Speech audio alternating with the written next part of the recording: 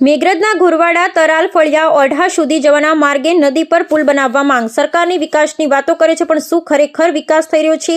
વર્ષોની માંગ બાદ પણ નદી પર પુલ ન બન્યો. સ્કૂલના ભૂલકાઓ અને ગ્રામજનો મુશ્કેલીનો સામનો કરી રહ્યા છે. મેઘરજ તાલુકાના ગોરવાડા સેવા સહકારી ખરીદ વેચાણ સંઘ ગોરવાડા તાલુકો મેઘરજના તરાલ ફળિયાથી ઓઢા તરફ જતો રસ્તે વર્ષો જૂનો છે. ગોરવાડા તરાલ ફળિયામાં પ્રાથમિક શાળા નંબર 3 આવેલ છે. ધોરણ 1 થી 5ની શાળા ચાલે છે. આ પ્રાથમિક શાળામાં ભણવા આવતા બાળકોમાં 50% બાળકો નદીના સામા કાંઠાથી આવે છે. જે બે ગામો વચ્ચે એટલે કે ગોરવાડા અને ઓઢા, આ બે ગામ વચ્ચે મોટું નદી જેવું લાગે છે. જે વાંગાના લીધે બાળકો ચોમાસા શિયાળામાં શાળાએ આવી શકતા નથી. મજબૂરન બાળકો તૂટેલા ચેકડેમ પર જઈને પસાર થાય છે, જે જોખમી છે. ચેકડેમ પાછળનો ભાગ 20 ફૂટ ઊંડો ધરો છે. જેમાં બાળક 2 ફૂટની જગ્યા પરથી પગ લપસી જાય તો મોટી જાનહાનિ થાય તેમ છે. માટે બંને ગામ ગોરવાડા અને ઓઢા તરલ ફળિયાના નદી નાળા પર પુલ, ચેકડેમ ગરનાળાવાળો થાય.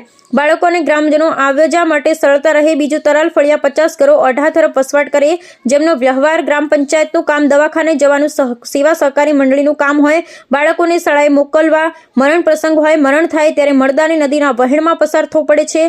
અનેક નાના મોટા કામ આનંદી ઓળંગીને જવું પણ મુશ્કેલ પડે છે. માટે આ નદી નાળા પર પુલિયું ગરનાળું જલ્દી બને એવી ગ્રામજનોની માંગણી છે. ઉપરની તમામ વિગત ગોરવાડા ગ્રામ પંચાયતની છે. બ્યુરો રિપોર્ટ કાદળ અમરી મોડાસા.